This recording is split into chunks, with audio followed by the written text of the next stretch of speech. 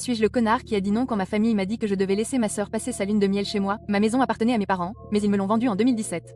C'était une sorte de maison de vacances familiale. Tous les 2 ans, quand mes grands-parents étaient en vie, ils nous invitaient, nous les enfants, là-bas pour une semaine. Avance rapide jusqu'à la fin de 2016. Ma sœur a été acceptée dans l'université de ses rêves. Je ne dirai pas laquelle, mais c'est une grande université. Tout le monde était excité et fier d'elle. Moi aussi. Mais une semaine plus tard, mes parents ont appelé pour me demander si j'avais déjà trouvé une maison. J'en cherchais une, et ma famille le savait. J'avais économisé depuis que j'ai commencé mon premier emploi à 20 ans. J'ai dit non. Alors, mon père m'a suggéré de leur acheter la maison du lac. Je leur ai demandé pourquoi ils voulaient la vendre. Il s'avère que SS n'avait pas d'économie pour l'université et n'a pas obtenu de bourse comme elle l'avait prévu et nos parents ne pouvaient pas non plus se permettre de tout payer. J'ai demandé pourquoi elle n'avait pas obtenu de prêts étudiants et ils ont dit qu'ils ne voulaient pas qu'elle ruine son crédit. Donc, leur solution a été de vendre la maison du lac et d'utiliser l'argent de cette vente pour financer ses études. J'avais beaucoup de bons souvenirs de la maison du lac. Alors, j'ai finalement accepté. Je travaille par ordinateur. Donc, après avoir obtenu une bonne connexion internet là-bas, j'ai emménagé directement et j'y suis depuis. Ma copine a emménagé définitivement l'année dernière et c'était plutôt heureux. Ma sœur et son petit ami d'université se sont fiancés. Nos parents ont accepté de payer pour le mariage, mais comme beaucoup d'autres à l'époque, les plans ont été retardés. Elle a dû le reporter à cette année et doit maintenant le célébrer dans 6 mois. J'ai même accepté de faire partie du cortège nuptial. Des problèmes sont survenus récemment lorsque ma sœur m'a demandé où j'allais rester pendant les 2 semaines qui ont suivi son mariage. Intriguée, j'ai répondu chez moi. Elle m'a regardé d'un air aigri et m'a dit que ça ne marcherait pas. Elle et son fiancé seraient là et ils voulaient du temps en privé. J'ai demandé pourquoi ils seraient chez moi et elle m'a dit que c'était là qu'ils passaient leur lune de miel, 2 semaines seuls dans une maison au bord du lac.